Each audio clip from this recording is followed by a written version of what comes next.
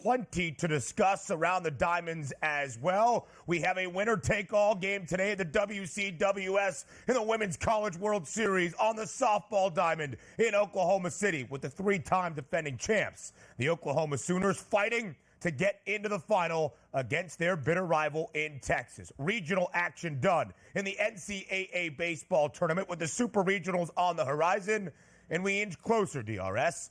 Now 2 days away from the 2024 NBA Finals in game number 1 on a Thursday in Boston, and game number 1 of the Stanley Cup Final on a Saturday in Sunrise as well. Nothing like killing momentum to championship series by putting them weeks out, it feels like, for both the NBA and the NHL. But we'll get there. We got plenty of time to get through it. And also another profitable day on the base pass yesterday for your boy DRS. So we're looking for a nice Tuesday schedule here and an action-packed 3 hours and a lot of great topics, which just could include a little bit more slander on those Cincinnati Bengals, Ben. Maybe so, DRS. We will talk about the wide receiver position in the National Football League and Justin Jefferson resetting the market, what it means for his fellow wideouts, what it means for Minnesota entering the 2024 NFL campaign as well. But we start with news around the sports landscape from a Monday. Tucapita Marcano is facing a potential lifetime ban for betting on baseball, currently with the Padres, but last year while injured with the Pittsburgh Pirates, allegedly placed some wagers on the Buccos, now facing that lifetime ban for violating MLB's gambling policy. Rule number 1, don't bet on baseball. It's been that way for 100 years now, and it's in every single locker room. When you make your way up to the field, it tells you do not bet on baseball, yet still people in Major League Baseball are betting on baseball, and in particular, betting on their own teams here. It's ridiculous that we've gotten to this point here, but people that are stupid enough to make that mistake should be banned for life from baseball, which includes Pete Rose, who should never get into the Hall of Fame or actually get reinstated into baseball at any point here. The cardinal sin is don't bet on baseball. That's all you have to do is don't bet on baseball and you'll be fine. And some people still, Ben, have to bet on baseball. Listen, it's the integrity across the sports landscape that we are seeing as the legalization of sports gambling continues to grow around the United States. The number one thing you cannot do is bet on the actual product. Bet on yourself in terms of motivation. Sure, bet on the actual game in which you are playing. If you are involved in that sports league, never. They are always going to protect the integrity of the game played between the white lines on whatever playing surface you are a member of. Now we go around Major League Baseball to actual action that happened yesterday in his return to Philadelphia. Rhys Hoskins homers, but it's not enough for the Brewers to win 6 in a row. The 5-game win streak for Milwaukee comes to a close as the Phils get a 3-1 victory. David Dahl in his Philadelphia debut, a home run and another run scored as the Phils take the opener of this midweek set 3-1 over Milwaukee.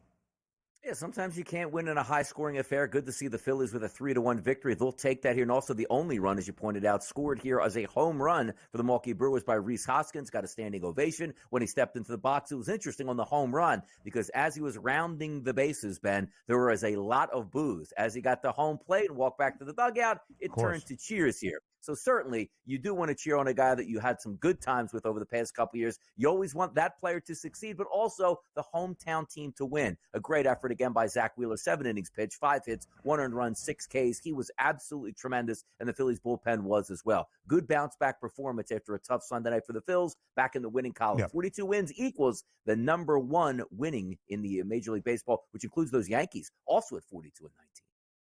Tied with the Yanks with 42 victories, the most in MLB. Exact same record between New York and Philadelphia. 61 games into this MLB campaign at 42-19, as DRS just shared. It does not often happen that Oklahoma does not play in the WCWS final series. In the second game of the doubleheader, Texas wins 1-0 despite Nigel Kennedy on the bump for the Cardinal. Texas scores the only run of the game in the top of the 7th on a fielder's choice. The Longhorns onto the Women's College World Series final as the number 1 seed in the bracket. Their most bitter rival, the 3-time reigning national champion Oklahoma Sooners, were 1 win away from doing just that. But Florida pulls off the upset yesterday. OU booked as a minus 280 moneyline favorite for the first game yesterday in OKC. The Gators, behind 4 home runs, knock off the Sooners 9-3. They snap Oklahoma's DRS 20-game win streak within the NCAA tournament at the College World Series. Winner-take-all game in this Tuesday afternoon between the Sooners and the Gators for the final spot in the final series of the Women's College World Series. Good crowds on hand and interesting opponents here. And also, we talked about yesterday that streak for Oklahoma coming to an end. But still, the season isn't over. But by the way, you want to be commissioner here of women's college softball? Let me tell you something, Ben. Move that mound back to 90 feet. It would be one of the unbelievable displays. We'd all love college softball. Enough of the 1-0 games here. Move it back. Let everybody get in there. Give me 12, 13 hits aside, 6, 7 runs aside, and voila, you got a ratings bonanza. Okay, Patty Gasso, by the way, and Oklahoma, 3 consecutive national championships for the Sooners. They have played in 8 of the last 11 final series at the WCWS. That's what they are fighting for today in a matchup once again against Florida. Here's a 7-7 for you. We go there, we go there, we go everywhere. The Giants' Darren Waller, more focused on his rap career perhaps than football ahead of mandatory minicamp. New York expects the tight end, who was not long in New York, to call it a career and retire. Yeah, exactly. And he should retire at this point here. If that is going to be your music career, you need a lot more practice than you do on the football field. So maybe he's stepping over into the auto-tune world, which I can smell a comeback here mid-season when that career doesn't work out in the music business. How about that? Yeah, training camp is always daunting for those vets. Sad news around the National Football League yesterday. Larry Allen, longtime Cowboys offensive lineman, one of the best guards to ever do it in the National Football League, passes away at the age of 52. An 11-time Pro Bowler, a Super Bowl champion with Dallas, a Pro Football Hall of Famer, sadly has passed away. One of the strongest guys I've ever seen in my entire life. The video's going around of benching 700 pounds while he's with the Dallas Cowboys. And this was one of those guys that used to joke about. He would fold you up like a lawn chair on every play. He would tell you the running play was coming to his side and still freight train the defensive tackle and the linebacker here. Certainly one of the best guards to ever play the game. And only 52 years old, man. What a shame. Yeah.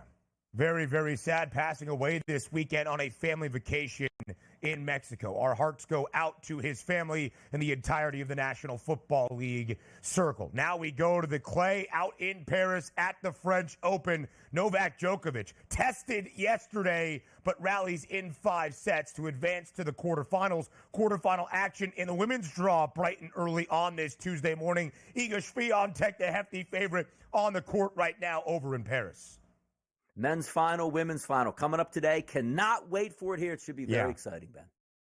Yeah, DRS is super excited. Those finals, by the way, coming your way on Saturday and Sunday. Carlos Alcaraz, now the favorite to win the men's title at plus 140. Swiatek minus 220 to win that women's French Open championship. Would that be 3 in a row? Our tennis extraordinaire and producer, Joe Frizo?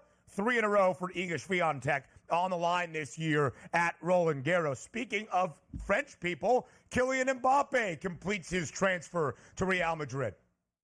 Only making $16.5 million a year. What happened to the soccer salaries here? I thought this guy would be making 30, 40, 50 million. Justin Jefferson's making $35 million a year. That's an all-time 7-7 on our left. More on the early line next.